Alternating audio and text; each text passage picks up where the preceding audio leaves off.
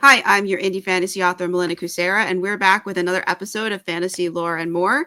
And today we have Richie Billing, and he's here to talk about his book, Together We Rise. So, welcome, Richie, and tell us about Together We Rise. What are we rising from? Hello, Melinda. Yeah, Together We Rise is basically a story that critiques the system that we're all stuck in at the moment, and it came about at a very timely moment because Trump's now wrecking America, and Mm, a lot of people are rising up against them. And there's a yeah. lot of uprisings all around the world. Like I've been following uprising in Indonesia, so it's basically a story about a revolution against a corrupt and unfair system modeled on capitalism. And it's set in a fantasy world. And it's just a story of the revolution told from the morning to the evening. And it's told from 8 unique perspectives. So there's 8 characters. The story's split into 8 parts. And each character takes the story to a certain point and passes it on to the next one. But the reason why I wanted to have all these different perspectives is because if you wanted to properly critique something like capitalism, then Mm. you need the perspectives of all the different people it affects. I don't know if you've ever seen The Wire. I, I don't, not sure. I don't think so. I don't think I've Yeah, seen it, but I have heard about it. Um, I do recommend it if you get a chance to watch. I'll It's add it to the list. it's like watching a novel. Basically, it was written by novelists and crime writers who were all from Baltimore, and they did a really like a superb critique of the war on drugs and the effect on the city and the people from lots of different perspectives, like children, drug dealers themselves, the police officers, and that's what I wanted to do because that's how you get across the problems and the extent of the issues. And it was really fun because like there's a lot of great characters. Like the system creates monsters, and that's what it wants. And it's been interesting for me talking to people who have read it and asking them which character they connected with the most. And quite a lot of people say the drug dealer, and that's more because of his background.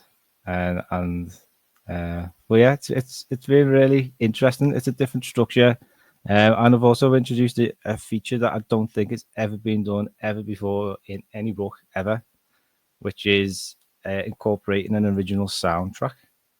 So each character has their own theme tune, and it mirrors their journey that they go on in their part of the story. So I mean, I absolutely love soundtracks to movies. I don't know about yourself. I think it just Yes. brings like another element, and it just Yeah. transports you deeper into the scene. I was like, oh well, why can't books have that too? So um, it's something that's never been done. So I'm interested to see the results. But so far, feedback's been quite positive. That's Um, great. That's but always yeah, good to put out a book and get positive feedback. I know it's hard to get. Obviously, this is about well tailored for indie authors, and it's hard to get your things out there. And I Mhm. was hoping like this unique feature would obviously put it on like a bit of an extra footing because it's something else to help it stand out. But Right. yeah, it's still so tough. Um, Yeah. Yeah. Yeah. But, we keep fighting the good fight to get the books out there. And that's why you're here, because you sent me an email, and I apologize for taking multiple emails. My father passed away last September. The company I work for was bought out, and it's just been, I would like to live, and I live in the US. I would like to live in less interesting times, not during unprecedented times. Can we get back to where things were boring and predictable, and like not constant, like what's, upheaval and what's going on? That would be yeah, nice. I'm very sorry to hear about all that. Thank And you. this is what one of the reasons why I wanted to write this book is because a lot of people are going through things like tough times, and especially like I mean, I'm from working class background, and I've been there's been plenty of times when I've had to sort of choose or to go without meals and choose between like make difficult choices because you don't have any money. And there's people in way worse situations than me. So Yeah. what is happening now is massive exploitation, and it's really quite scary to think where we're going to be in a few years. And that's why I wanted to write something where people are actually seen to be taking action, like they've got the belief and the courage to do something about like taking control of the futures, because so many of us at the moment we just feel helpless, and a massive part of the population are just sort of disillusioned and apathetic and distracted with social media and video games and pop culture and all that absolutely mindless, meaningless stuff. And it just masks the horrendous things that are going on Mhm. behind the scenes. Like Trump is sending the National Guard into like half the states in the country, um, and like just destruction of the environment on a mass scale. Yeah. It's quite scary. So this It is why I want is. to write a book, so we can feel like Yeah. we've got some power. Especially when the powers that be don't think that there's anything going on with the environment. And I'm like, um, have you watched the news lately? Can you say there's not something going on with the environment? There's, it's not normal. It's the weather we've been having in the last few years, Yeah. or even beyond that. But yeah, do you want to do an excerpt? Yeah, sure. Let's do the excerpt because I would. Are you? So you're going to pick one of the 8 perspectives to give us. Yeah. So each perspective, there's the healer, the worker, the urchin, who's a street kid, the drug dealer, the police officer. We've got the revolutionary, who's the person who's sort of inspired and put the whole revolution together. And then we've got like an assassin. That's where it gets a bit more fantasy-ish at the end there. But I've chosen to read the start of the second chapter, which is the worker, and it's about a guy called Zia, and he's sort of modelled on a sort of typical blue collar union guy, and I wanted to make him quite relatable as that sort of hard working, sort of loyal, dependable, sort of crafts person. And he's really, really struggling because the working classes have been absolutely slammed by the system. And his son's basically dying as well. And the idea of reading this to you is to show the reality of, I mean, this is modeled on what a lot of people are going through around the world. And this is the reason why people feel like they need to do something. So I'll just read a short part, and Okay. it's called The Worker. The cough rattled around Zia's head as much as it rattled around his son's lungs. The crackling wheeze over and over. Poor lad could scarcely breathe. His eyes were forever bunched in pain as he anticipated the next agonizing spasm. There was little left of him now but skin and bone. Zia would do anything to stop the life being choked out of him like this, but there was nothing to be done. No relief but poppy milk for the pain. Too much of that would kill him, though. Sometimes in the darkest hours, when sleep wouldn't come, Zia wondered whether that would be kinder, wondered whether he was playing torturer, hoping for a miracle cure. Was it selfish? Wrong? They were questions he didn't have the mettle to ask another living person. Aloud, he put it to the stray cats in the alley and didn't like the sound of the words. Erica dabbed Marty's forehead with a damp cloth. It was filthy, just like everything in this shithole of an apartment. A fresh layer of soot accumulated on the windows and sills each day. There was no point painting the walls. They returned to their black and grey state within a few days. Dust and grime clung to everything in Smogtown. That's what they called this part of Pietalos now. When Zia was young, before the factories, it was called Smotera, home to the fisher folk of the city. His pa and grandpa had been fishermen, and his ma had been one of the finest hawkers in the fish market. But Zia could never take to the trade. The constant rocking of the boat made him vomit. Marty broke into another fit of coughing. Arica placed a hand on his chest as if trying to purge the pain from him. She clung to hope that Marty would recover, though her eyes told Zir it was waning. Marty grew greyer each day, his breathing like the grating of broken glass. It felt wrong to leave them both for work, but he had no choice. They were already behind this month, and if they missed the rent again, Ilkar wouldn't just slash him up a bit like last time. He liked to leave his debtors smiling, as he put it, a couple of cuts to either side of the mouth. I'll be back as soon as I can, love. He gave Arica a smile, and she returned it, but there was no warmth there, just tiredness and echoes of times fading from memory. He glanced into the broken-looking glass by the door for his usual final check before leaving. His green eyes were puffy, dark rings heavy below them.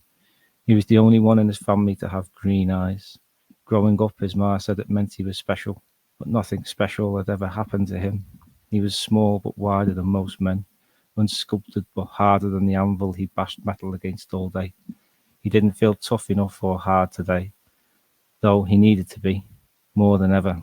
He put his cap on his bald head and head down, turned and left. There you go. Wow. So tell us about the world, the situation. So obviously the situation's not good if they're going to rise up against it. So who are they rising up against? Like, is there a king, a queen? Is it some corrupt oligarchy? Like, what are they rising up against? Or is that a spoiler and we have to not talk about that? There is a sort of, what I like to do with stories is I like to focus on the characters and the real human aspect. But then as it goes on, I like to really expand the scope and show Right. that there is a lot more going on than what meets the eye. And in this case, we start at that sort of base level and we see the victims. And as we sort of move up the food chain, we see who's like pulling the strings. And the reason why I sort of wrote this story in this fantasy world is because it can add to this sort of ever expanding universe that I'm creating. And you don't have to And worry about anybody suing you.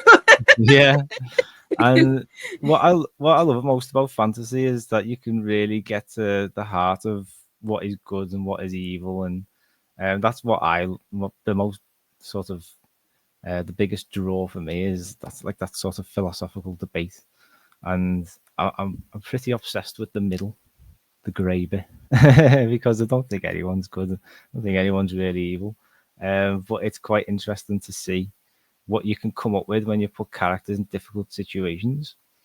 Um, and when I was sort of trying to define what this is in my fantasy world, I've settled on good being life, and the antithesis of life is nothingness. And these are the two forces that are sort of pushing and pulling together.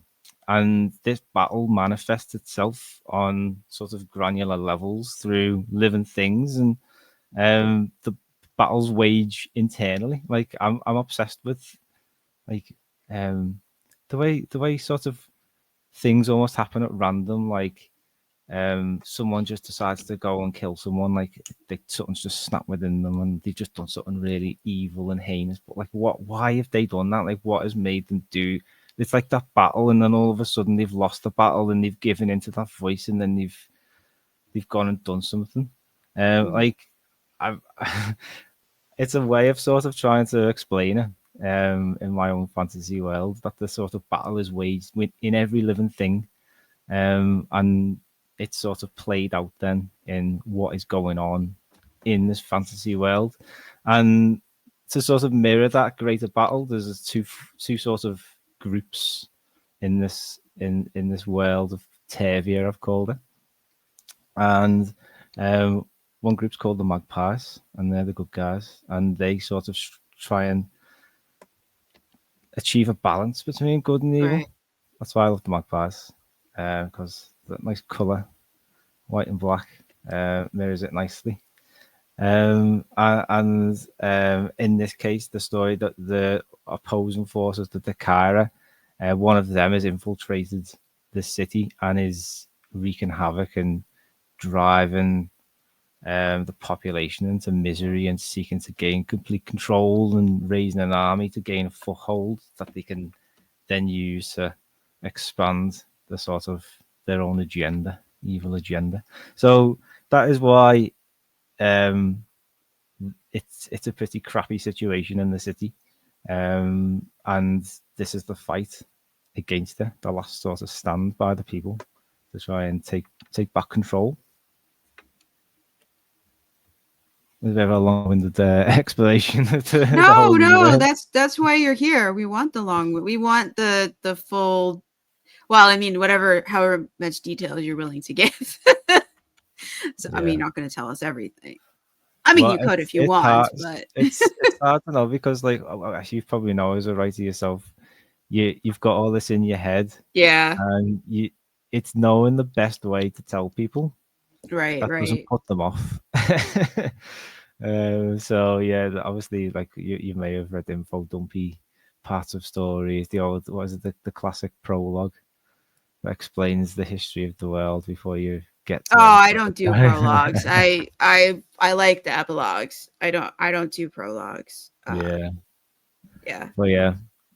I think in one book I was like, well, if you have to, for what happened before this, read these books. I'm not going to summarize it for you because that would be too hard. And you could just read what happened. The characters will show you, will take you on an adventure and show you what went on before this book. I recommend doing that. um, yeah.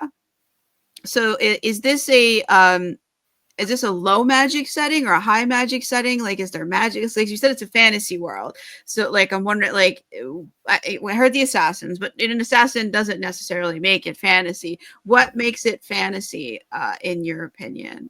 So it is quite low fantasy and grimdarky right up Okay. until the sort of final part of the story when the assassin character comes into it because she is a sort of agent of this group of good guys, the magpies. So she is a magpie, one of the assassins, and they've got information that there's one of their sort of opposing forces is sort of up to no good here, and they've been sent together.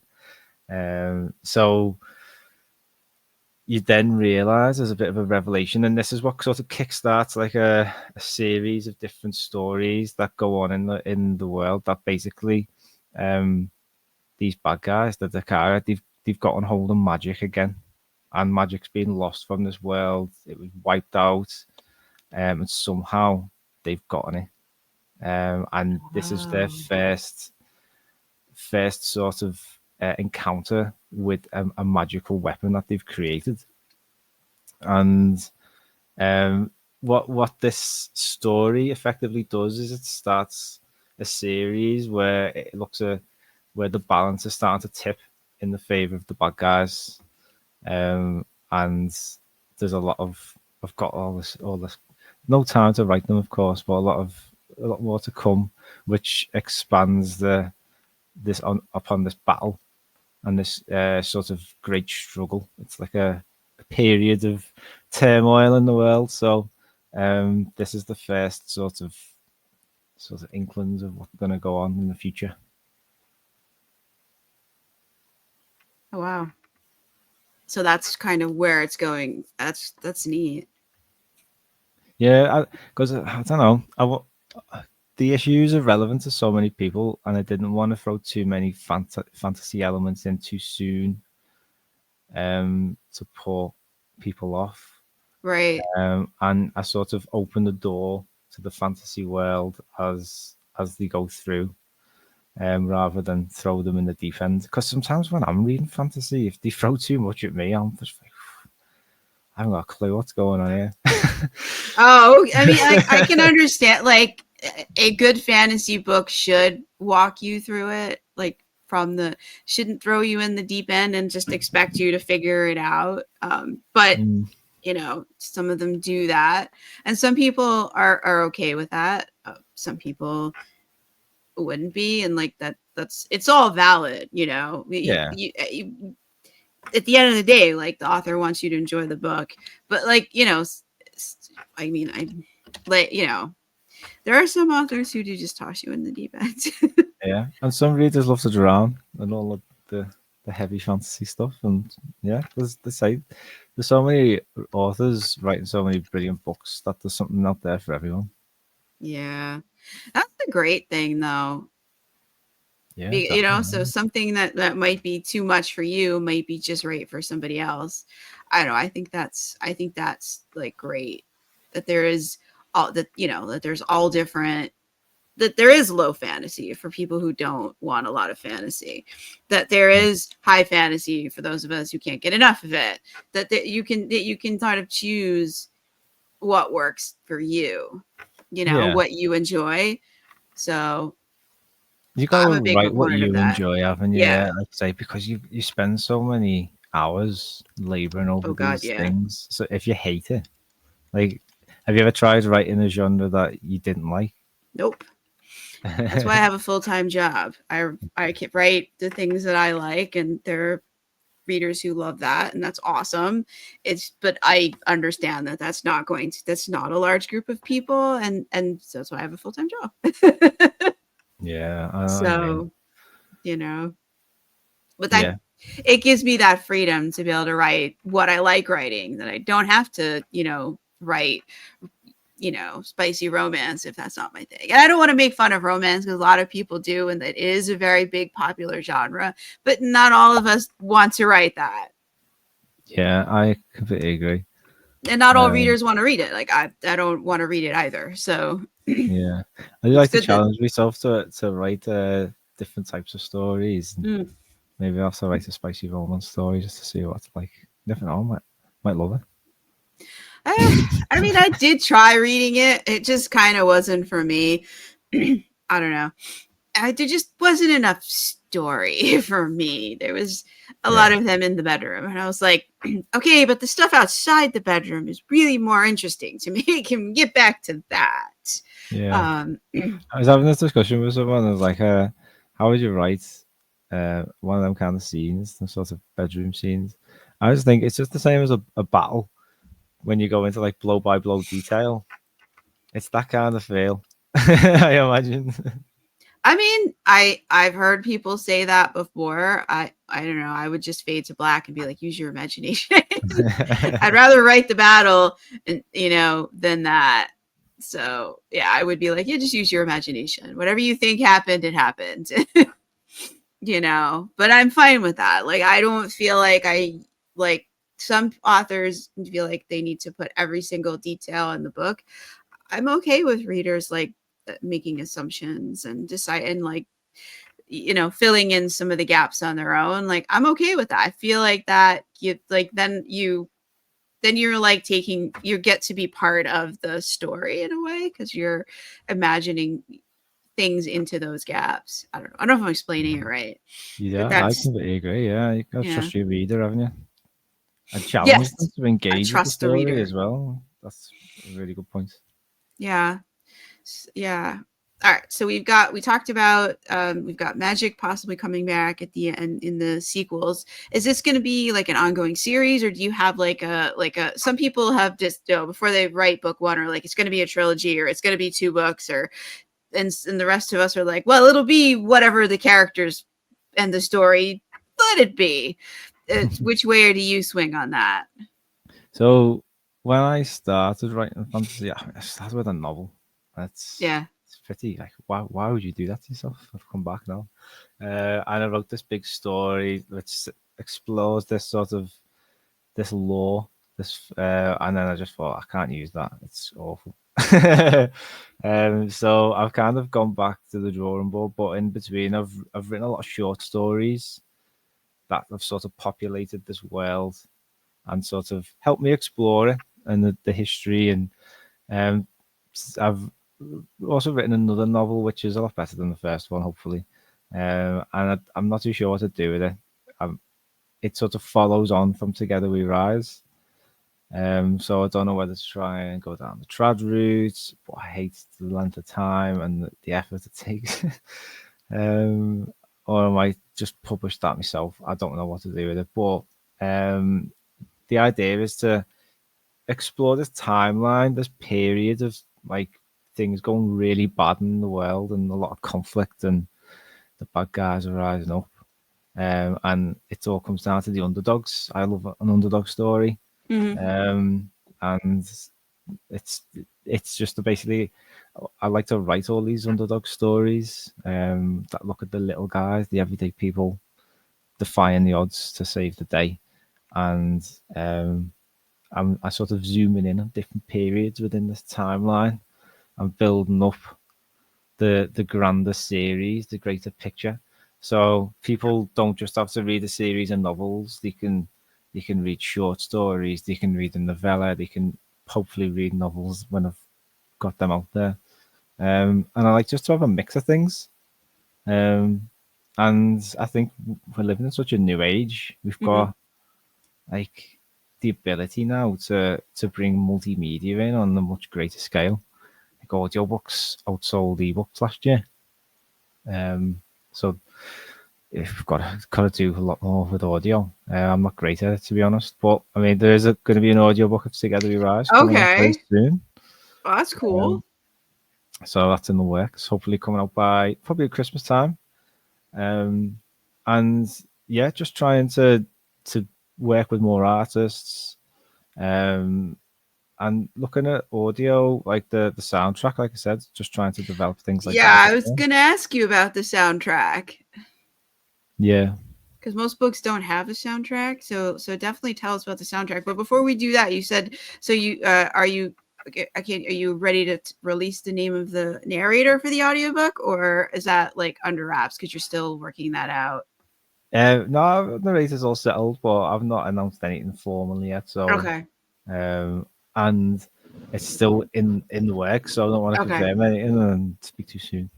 So, Okay. No, that's fine. yeah, That's fine. I was just curious.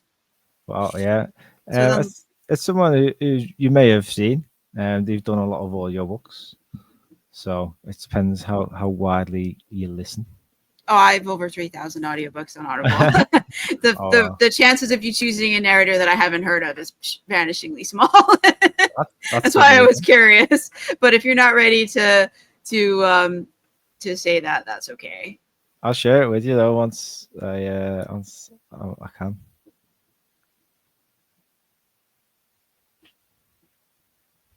Okay, well, you can tell me afterwards. But yeah, so tell us about the soundtrack. So this book, like, what inspired you to create the soundtrack? Why create a soundtrack for a book? How did you Yeah, create the soundtrack? Like, what? Yeah, all the details. yeah. It's never. I've never seen it done. I've seen people make like book trailers and they'll have like sounds and stuff like that, and I've seen make playlists of like real songs. Yeah, Like I've never seen like a book, like music incorporated into a book. And because this was a novella and it was split into 8 parts, and I'm like a big fan of the old Final Fantasy games. I love the music in particular. I listen a lot to fantasy style music when I write, yeah, and I love particular like the character theme tunes that each characters have in Final Fantasy, and just my own personal experiences of like, watching fantasy things like Lord of the Rings, and the music just teleports you to different mm, places when it's that good.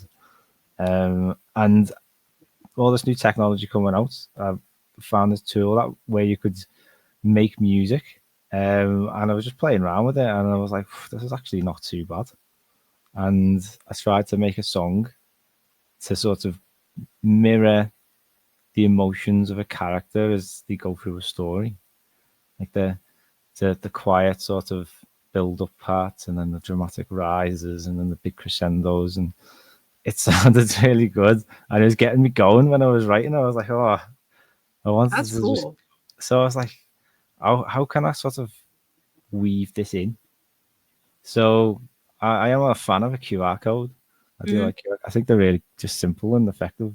So paperbacks have got QR codes where you can scan, and it'll take you to the YouTube video of the song, and you can listen to it. And some people listen either at the beginning or at the end. Some people as they go. It doesn't last long enough to as you're reading the whole chapter. Oh, okay, okay. So It so as you're reading the physical book, there's QR codes within the chapters about which songs go with it. Yeah, so each character's got their own theme song. So you read, or you can scan that code, and the songs differ in length, a different style as well. Obviously, there's some dramatic parts of the story, and that's when you got like the big drums and the fast beats and stuff like that. Then you've got some quite sad parts and slower parts as well. And Is the um, music going to be in the audiobook? Because you no, can do that. You can add can you music add to it? audiobooks. Oh well, I'll have to have a little look at that then. Potentially, I'm doing this audiobook project myself, so I've never done it before. So I will have to I'll You look should into. definitely listen to some audiobooks and some of the big players, but there are audiobooks that have like musical intros to different chapters, or if there's like if the book is divided into parts, they may do a short musical interlude in between, and the musical sort of fade out behind as the reader starts reading. And some of them, the more theatrical audiobooks, the music will fade out and then it'll fade back in as the chapter changes. um, there's a number of traditional published fantasy books, or actually in other genres as well, that use that technique. That can be really cool too. It sounds Oh, like since your amazing. songs are not super long, they might work for something like that. Yeah, Um, that's great advice. you might want to talk to your narrator about that, about having, you can even have the music soft behind the voice. They could loop the track. So if it's not long enough to play through, if they loop it, they can, and they can crossfade the intro and the outro of the song, so that it can play throughout. You should definitely Amazing. talk to the narrator and see if that's a thing. Yeah, that'd be amazing. And like I say, just gives it that extra element. Yeah, because And there's also this channel on YouTube. I'm trying to remember the name of it. They use AI voices to narrate, but they also do a lot of music and sound in the background. So it's like an experiential audiobook. yeah, Um, I can't remember the name of it. Uh, I've come across it a few times, but and that there's also audiobooks on Audible with humans reading it, where they have the audio and the sound. There's all different varieties, like all different ways you can do it. As just as long as the narration is you can hear it over the mm, music. That's what you want. There's got to be enough um, sound. I forgot what that's called. There's got to be enough. The music has to be quiet enough that they can hear it. And also, some audiobook listeners are going to listen to the audiobook at a faster time, so the mm, music will be the reading will be sped up and the music will also be sped up. But that's not an issue. Like most music, even sped up sounds fine, because I tend to listen to books at like sometimes 2x or just under 2x, or sometimes over 2x if the person reading is going very slowly. I'm not exaggerating. There are some audiobooks when you listen to them on 1x, which is what it starts at when you play it, that's how it sounds, and I'm like, I cannot process what they are saying because they are speaking too slowly. um but I'm from New York and we talk fast here, so it's so yeah. Yeah, no, that's something to great look advice. into, especially since you went to all this trouble to create this soundtrack, and it sounds like it's an integral part of the book experience. It's worth looking into to see how you can incorporate it. Yeah, that's fantastic advice. Thank you very much. I'm definitely gonna Yeah, look at that. yeah, cool. All right, we got off track somewhere. I'm sorry, I'm an audiobook. I love audiobooks, so I've got off track on that. I'm not everybody listening is an audiobook nut like I am. Okay, so we did the world. We did. Do you want to say anything else about the world? Is it just this one country? Are there other places on the map? Yeah, Is it's this like I say, I called the world Tavia, so it's like a massive place, lots of different continents, but so far I've only explored one little part. Um, okay? not there's not enough time in the world in life to No, no, no. explore. I And know. if you're gonna, and you could be one of those authors like I am who writes every book in the same world, and then you have plenty of you have plenty of time and plenty of books to explore the map. And there's some people who don't do that, who they write one or a couple of books in the world and then they move on, and anything they Yeah. didn't get to just doesn't, oh well, we missed it, we didn't get to find out. So you got time, you've got the one book. You could decide to write a second series somewhere else on the maps. Maybe something interesting is going on, or this series could go somewhere else. Like you don't know. Is there a sequel in the works? So the novel is the sequel, Okay.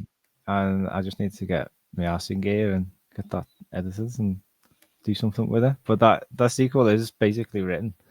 Does it have a title, or is that secret? It was called Atlanta. That was like a working title, which is the name of a character. And what has happened is not too much further into the future. After Together We Rise, um, a war is broken out in a really remote part of the world. Very sort of foresty. Like I don't know if you've ever been to the UK in the Lake District, but it's very much like that. Big hills, lots of lakes, lots of forests, very rural, bit creepy, bit eerie, and this sort of evil race, not an evil race, but just this race of I call them Rimlacks, and they Mm, look a bit like rams and ogres, massive goats, goatee heads, and they just come rampaging down from the mountains and start this war with the people. And it turns out that the Rimlacks have been manipulated by the Dakira, same people behind Together We Rise, okay. and it's another sort of uh, opportunity for them to rise up. And the story focuses on Atlanta, who's a young mother, and she's just given birth to a daughter. And a village gets attacked by the Rimlacks, and she has to escape. She's on her own. All the family been killed. Husband's been killed fighting in the war. Um, but she's pretty capable. Dad was a really like a master hunter, so she was as good as him, if not better. And she's got a baby strapped to her chest, so it's an extra level of difficulty, and she's got to Yeah. sort of go across this wasteland where, well, a war zone basically, where the people are just as dangerous as the monsters now because it's so desperate, and she's just trying to escape.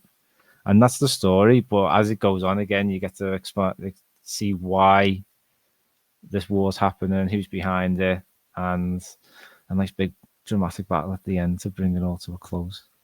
And is it also like 8 perspectives in the sequel, or is it less, or is it more?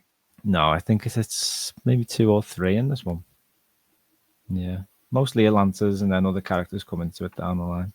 And if I just like to throw in random perspectives, I don't know if you like to do this.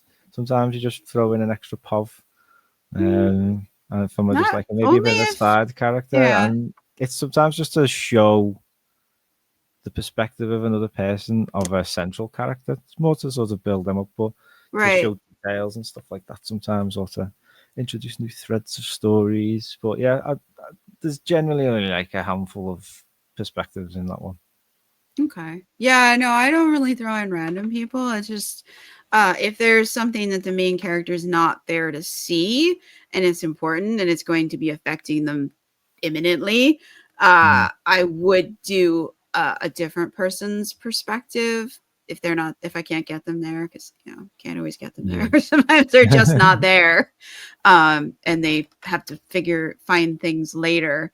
But yeah, I wouldn't just do, but I mean, there's all different ways to write books, though. Just because I wouldn't do it doesn't mean it's wrong or anything. It's a perfectly valid way of telling a story. Yeah. Um, when will the sequel be coming out? Possibly any estimated dates? Well, I got this year. I got really fed up of writing novels, so I was just like, I That happens. can't face long stuff. It's just too much. So I've been getting really into short stories and trying to get quite a few published. And I've been lucky enough this year. I've been quite a few published. And then I've been promoting Together We Rise, and also working on a new series called The Breakaways, which is a sort of a bit of relief from Together We Rise because it's quite political, quite heavy, quite grimdarky. But I do like the sort of grimdark vibe, but coupled with humour. So I've created this world of where monsters outnumber humans, and there's this sort of bounty hunter system set up where crews of monster hunters have got to go and clear out beasts and creatures and trap them and release them elsewhere and stuff like that. So it's a bit like Kings of the Wild meets The Witcher, but the crew the story follows are just particularly useless. So they were the lackeys of a really famous and successful crew, and they've broken away. And I'm just releasing a chapter a week at the moment, just telling the stories of the different contracts and jobs that they take on, and as they blunder their way through it and see how things go wrong. It's been quite fun to write, to be honest, and like just trying different mediums. And Yeah. what I've done then is sort of write them in novelette size, so like 12,000 word mini books. And I'm just going to write them like in a little series. So I might do like a trilogy and then bring that out in a paperback. Oh, okay. So you're releasing that through Amazon or So at the moment, I just do everything through Patreon. okay. So people can download the ebook, they can read it online. Did you It's give me all your Patreon link to put in the show notes if people want to go check that out? I can do if I You haven't. I should do apologize. that after the show. It's free. You can go on, you can sign up for free, and then you can download all the ebooks. Yeah, and I've been having a lot of fun with it because, like I say, it's writing a novel is a long and lonely game. Yeah. But if you're sort of doing it with the reader, it's more rewarding. So it's a lot of work though because tend to draft the thing in full, and then I'll start editing chapter a week, and then make sure it's ready to go out for that week. So, but it's like I say, I feel a bit done in now, coming to the end of the second one. So I'm gonna have a little break for a bit and then finish off with the third. And then Okay. next year I'm gonna do the novel. I'm gonna go back to Atlanta, get that finished, and It sounds like you needed a break from the heavy political fantasy. And it's this very Breakaway rewarding sounds like a story. more fun book. Yeah, definitely. So then these short stories that you were writing, where can people find those? Are those being published in like magazines or anthologies, or are they on your Patreon? Like, where do people find those short stories if they're interested? Yeah, so again, a lot of short stories are on Patreon, but there are other ones on like different anthologies. Some are only in print, some are in magazines. And that's Okay, the so if thing. they This go is to why I your wanted to. website, do you have like the full list of where they can find things? Yeah, so again, just go to my website, click on the Patreon button, and then you'll find like a breakdown of all the stories. It's annoying. I mean, you don't know if you know you get this as a writer with short stories because every publisher is different, and some only publish in print. Some it can be really difficult for readers to find them all. So that's why I Okay. like Are you Patreon. gonna are you gonna like collect them into like your own anthology once you get back the rights? Yeah, so in the past I have done that. I think it's a really nice idea for writers to do it because it gives the reader just a nice, Yeah, it's easy much way to easier. read them Yeah, they all. just Yeah, get one book and it has many. It's like there. I mean, I know a lot of authors don't think that readers like short stories, but I'm one of those. I like. I cannot. We will not talk about how many short story anthologies I have on Audible. I like short stories. I think yeah, it's an interesting medium. It allows authors the freedom to try different story structures, to give different character perspectives that they might not be able to do in like a longer book, to mm, tackle problems that or tell stories that you couldn't write a novel about. Like you can really like experiment. And I read some really fun, some very like intriguing, some thought-provoking short stories in the past, and some that are just pure fun and entertainment too. Like they come in yeah, all different varieties. So I encourage anybody who's listening, if you haven't tried short story anthologies, you really should, because you can get a really interesting mix of stories. yeah. And like what you said, the structure, you can do so much more with a short story. Like so, Mm-hmm. that's one thing I've been trying to play around with recently, and I wrote a couple of stories. One was quite a long story, and that was a pain in the backside to get published, but it did get published in the end, and it was more like a comedy about two idiot cousins trying to make it rich, and it involves goblins. But I like to sort of throw the perspective of like these goblins are quite sort of cultured and and just like laid back, and they're just like irritated by humans. Um, and in a separate story, I wrote the to-do list of this goblin chief who they see in the story, and it's the weekly to-do list, um, which sort of coincides with what happens in that other story. So these two idiot cousins cause a bit of chaos, and then the story carries on after that through the to-do list as you see the cousins come into it on one day, the impact the following day, and then the fallout over the next few days, as well as sort of dealing with other things that are going on in his life. And that one got published as well. So that was quite a fun way to sort of look at a short story just by giving the reader snippets and encouraging them to fill in the gaps. That's So yeah, pretty neat. Did that one come out, or is that coming out soon? I think that one comes out in November. So yeah, keep an eye out.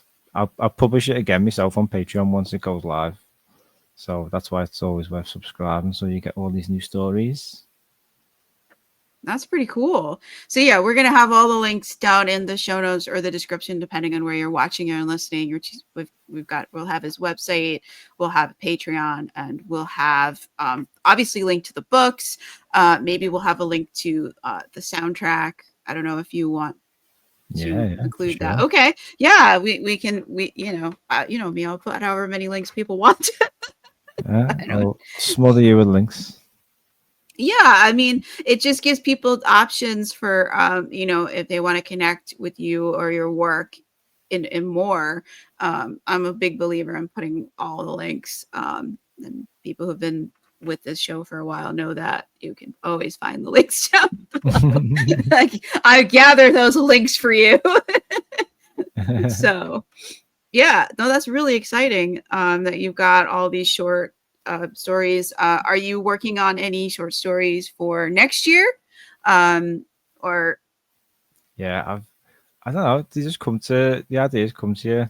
are they And set in the same world? Or the short stories are set in different worlds? Or I write all different types of short stories. okay, So some of them will be in the fantasy world that I've created.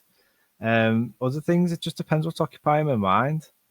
And this year, like I say, I've done Together We Rise, which is quite political, but there's still about mad political things going on. So in this country, we've got like a really like uh, sort of upsetting rhetoric against migrants, and yeah, like same. people are going out protesting and like attacking the places that they live in and trying to like set fire to them and break into them and sending death threats and stuff like that. So I sort of took a swipe at one of the main politicians who's sort of stirring that up through one story. I wrote another story which is set in Gaza, and that's like a magical realism story where these two young boys are trying to escape, and the main character Sammy, he's so traumatized by what's been going on that he sees the jets as dragons and like the soldiers as sorcerers.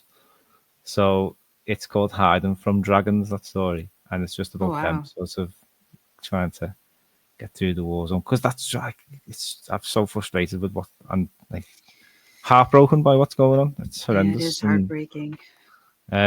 it's my sort of little bit of resistance, tiny little bit of resistance, and I was lucky enough to get that published, and the money that I got for that I just donated to stuff. So like that was something that I felt was worthwhile doing.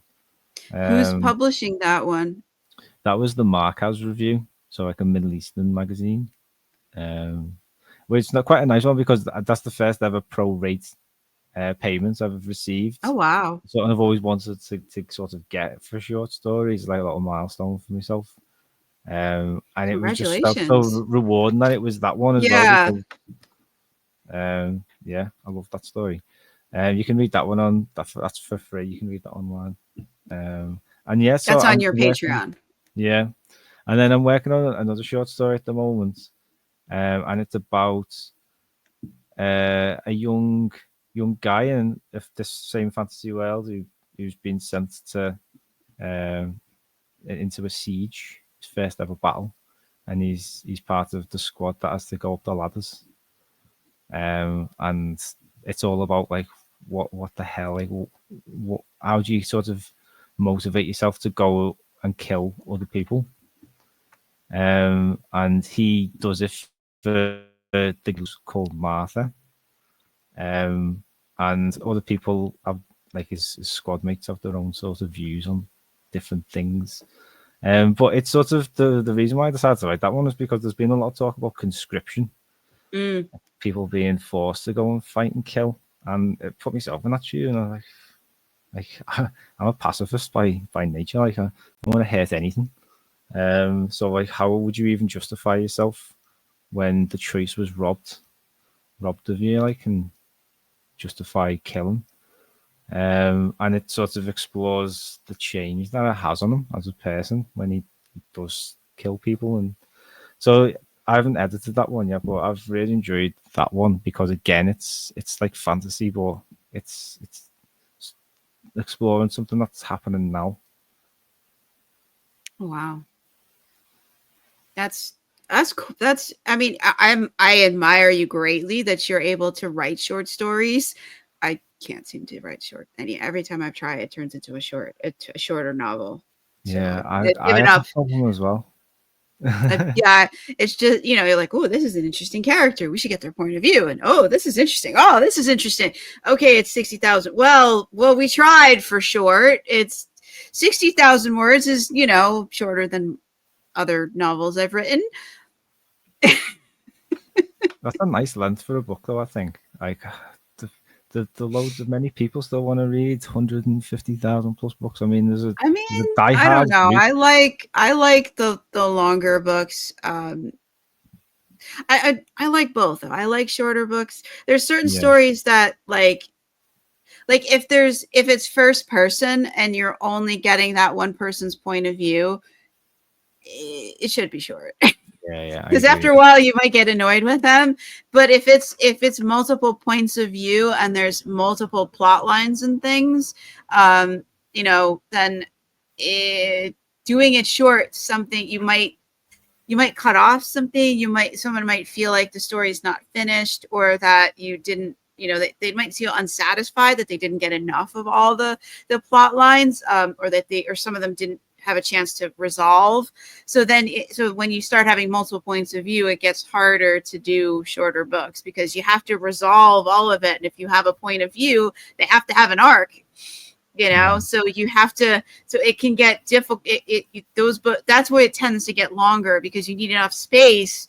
Even if you just give each the point of views 3 chapters and you do their arc in 3 chapters, if you have 10 characters, that's 30 chapters. mm, You're already hitting up against, if every chapter is like 2 to 3 thousand words, then you're already at like 60,000, and trying to do every character getting their arc in that space, and also resolving the plot, because sometimes what's needed for their character art and what's needed for the plot are not the same thing. It's great when they line up, but sometimes they don't line up, so they're yeah, having to do things on the way towards achieving the plot that moves their character arc along, that we need to, so their character arc, so that they grow as a character. But that doesn't necessarily resolve the thing. Sometimes I often write a lot of quest storylines, so they need to find the thing, mm, and finding the thing is not always enough to like resolve give them some kind of growth. So yeah, they've got to investigate, they've got to talk to people, they got to go places, and you're slowly resolving the quest, but you can get in those things that help their character arc grow. And yeah, sometimes it's the things that take them further away from the quest objective that help them grow the most, like when they go the wrong way, they trust the wrong person, and that. So then that just that's how the books just get longer, because you're trying to give each thing enough page time, enough, so that because at the end of the day, you want to tell a satisfying story. So yeah, that's a very good point. that's where I fall in, because I'm like, all right, because at a certain point I start looking back and rereading the book that I'm writing and go, okay, these are the things we promised the reader. So then that becomes the checklist as you're writing the second half. Did we accomplish these? Okay, we didn't accomplish these things. We need this section. Okay, then in the next section, we got to hit the checklist. We got to start crossing these things off, Yeah. And that helps with long novels if you keep track of what you've promised the reader, because you've got to resolve that by the end of the book to have a satisfying story. That's one of the interesting And things. sometimes we don't realize what we're promising the reader, because we're having so much fun in the beginning of the book, because the beginning of the book is we're introducing everything. Then we have the fun and games in Act 2, and by the middle of Act 2, when you have the midpoint turn, then you're like, oh, we've got all this. We got to somehow figure out the next section. So go on what you were saying. Oh yeah, I was just gonna say, like, it can be tricky to do. One of the challenges I had with Together We Rise is that you had 8 chapters and no more, and you had to sort of bring characters back, or at least give the reader enough information to know what is going to happen. So that was quite fun to do, because it's working out the level of detail you need to put in so that it's clear. Mm-hmm.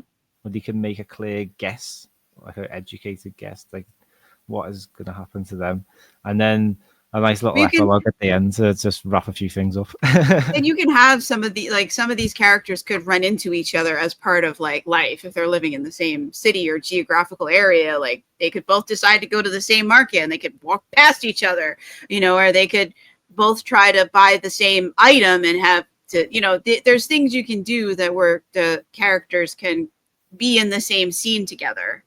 Yeah, definitely, even if they're not allies or friends or anything. Yeah. That could be fun when they don't actually know each other and then they meet up again later and end up on the same quest. And it's like, you were that guy from the market. You took that last melon that I wanted. Now you want me to help you with your quest? Something like that. Yeah. Well, yeah, I do think I am gravitating more towards shorter books, just because I feel like you can, if you could do it in the right way, you can say a lot without saying much at all. Mm-hmm. And I think that's what taught the best thing that short story writing this year has sort of given me, is that sort of greatest sense of being able to include like just basic details, but the right detail that tells you everything you need to know. Mm-hmm. And then that way you don't need to sort of, like, say, have 3 chapters per character. You can maybe just have 1, and you do enough in that chapter to tell the reader everything they need to know. Mm-hmm. So yeah, I think I don't know, you found it, but your writing just generally evolves over time. And it's a really amazing thing. That's one thing that makes me sort of like inspired to be a writer, is that you're always learning and growing and changing and trying to get better and trying to write the best story possible for your readers. So yeah, it's a great vocation. It's fun too. I mean, when the story's working, it's fun. When the story's not working, then it's absolute torture. You're like, why did I subject myself to this? Definitely. But yeah, no, writing does evolve, and it just in your relationship with it and the things you write just keep changing. Which is fun because you're never the same every day, and as the days pile on, you are different from the person who started the writing journey years ago. You've got many more words under your belt. You've written many more stories. So it of course it changes. You get better at things, and maybe things that used to drive you nuts maybe don't bother you anymore. I don't know. Maybe new things drive you nuts about the writing process. Because it doesn't change just because you do. Yeah, I used to despise passive voice, but now I don't even think about it. Yeah, there is a place for it. There are times when you need it, you Yeah. know, like that, like there are rules in writing. Like yes, most everything should be active voice, but then there are times when you when especially like when there's something you can't reveal at the moment. Like sometimes you have to use passive voice. Like especially it's most often I see it in like mystery books because there's sometimes a lot of mystery or thriller books or even fantasy mysteries and things. There'll be a scene in the beginning where something is happening, but they can't. You're not in a point of view characters thing. You're like a camera looking at it, and then Mm. they have to use passive voice because you're seeing it as it unfolds, but they're not. You don't know who anybody is, and they're not telling you because you'll find out through the course of the story what you need to know to make sense of that first scene. Yeah. And it's a very effective way of showing the murder, showing something that's key to it, that will be later that'll become the payoff for it will become important later. That's most often where I see passive constructions because they have to be careful about not giving away certain information. Mm. Yeah, definitely. That's a really good point. Yeah. And like a lot of like Grammarly and other things will flag anytime you say was or were, but just because you used was or were doesn't mean it's passive. If you're telling someone's state of being, that's not a passive construction.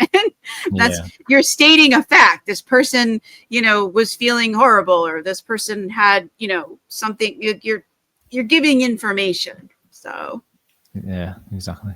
and when you first start out writing, you're like afraid to use those because you're like, oh, it's passive. And then after you've been writing a while, you realize, well, I need these because there's the only way to convey how a person's state of being is we don't have an active way in the English language of saying this, and you can come up with all kinds of active ways to do it, but it's just weird.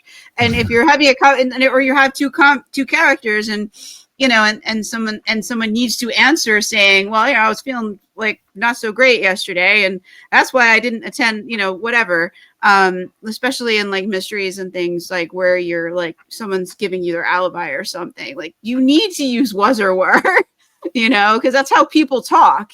Yeah. They're not going to tell you their what they were doing in the active voice because that's not how people talk. And like if you start playing around with that, it can get weird, and then it doesn't feel natural, like natural dialogue to people who are reading the book. Yeah. Yeah, as you Yeah. go on, you learn, because you've been now writing all these short stories and things. You come across this that places where that there are times that the rules don't apply because they don't make sense in certain circumstances. Yeah. It's a fantastic point. Yeah, are you a big fan of the M dash? I know there's been a lot of controversy over the M dash with like I ChatGPTs, and I'm curious, like, are yeah. you an M See, dash user? see, this is what pisses me off because I've been using the M dash for years, like Mm, probably since when I started. Right, I love it. I think it's a really clever device. It's not dissimilar to a semicolon, but I think it's clearer than a semicolon. And I understand now that because ChatGPT likes to use it all the mm. time, that people just think you write, you get AI to write your stuff because you're using M dash. But it's like I've been using M dash for years. Jesus Christ, Yeah, give me a I break. didn't think I was, and I went back and looked at like the books that I published in 2016, 2017, 2018 before ChatGPT, and I'm like, wow, I use the M dash a lot, and now I'm Yeah, like hesitating on using it because I'm like afraid someone's going to think that ChatGPT spit this out. But no, I spent hours agonizing over this. yeah. Well, yeah, exactly. You can always point to your previous use of the M dash, so I don't think anyone can have a go at you for that, can they? Yeah, I mean, come on, Emily Dickinson and like many other you know important writers of the past use the M dash. Why can't we have the M dash? Don't take it away from us. Yeah. No, I'm not. I'm all in favor of the M dash. Yeah, that's good to hear. So your team M dash. You should get T-shirts. And semicolons. Someone was saying they were gonna like get rid of semicolons recently. And I was like, Oh yeah, I think I saw something about that. Like I get that like semicolons might trip up some people because they're not you don't see them as often outside of academic writing. Like I don't remember the last time I saw a book in a fiction book a semicolon. I have seen it, but it's not. It'd be like seeing a zebra in New York outside of a zoo. It's just not a thing you normally see. It's a challenge for writers now, though. So get at least one in your books, stories. So that's what the so instead of M dashes, we're throwing in semicolons. Okay. It's like keeping an ancient language alive. Ah. Is there anything else you want to say about Together We Rise or the short stories or anything we've been talking about? I want to be sensitive to your times, and we've been talking for about an hour now. Yeah, And I just know it's getting please late. I go can see on. it getting darker behind you Yeah. in the It's nice watching. window. It's nice watching the sun go down. Though. Yeah. The only thing I would say is please go and read it because there's a really cool map in there as well. So Oh, cool. Jack Shepherd, who created the maps for Joe Abercrombie's First Law trilogy, Oh, wow. he's done the city map, and there's two versions. There's the normal city map, the official city map of Pietalos at the front, and at the back you've got the Revolutionaries version. So they've taken it a sort of drawn on their plans and notes and stuff like that, so you can follow the revolution as it unfolds. Uh, That's pretty cool. yeah, and yeah, please go and read it. It's not going to be like anything that you've ever read before, and yeah, hopefully you enjoy it. That's very neat. And the sequel possibly coming out sometime next year. Yeah, but head over to Patreon and like there's some characters in Together We Rise that have got short stories. So Mal, who's the street kid, she's got a story called Pigeon Catchers, and that's set before Together We Rise. So if you read that first, then read Together We Rise, you get to see the continuity. You get to find out what happens to Mal and her family and what happens after that short story. So there's a few little nuggets like that. I like to leave these little Easter eggs, little rewards for people to go and Do find. you have like a reading list if somebody wanted to try and read these things? Is that on your website or is that also on Patreon so Yeah, they on can? Patreon, yeah. Okay, So you can work your way through, follow the threads. cool. That's very cool. Uh, awesome. And if that's it, then that'll be it for this episode, and we'll see you with another fantasy author another day. Thank you so much, Richie Billing, for coming on the show to talk about Together We Rise. And Thank you hopefully very I'll come much. back with another book. I'm going to Yeah. try and do these a bit more often now that things are more settled with my dad's estate. So, No, well, thank you very much for having me on. Fantastic questions, and hopefully, if you pick it up at home, you enjoy. yeah, thank you so much. I've been your host, Melinda Kucsera, and yeah, we'll see you back with another book soon. Have a great day and a great night. Thank you.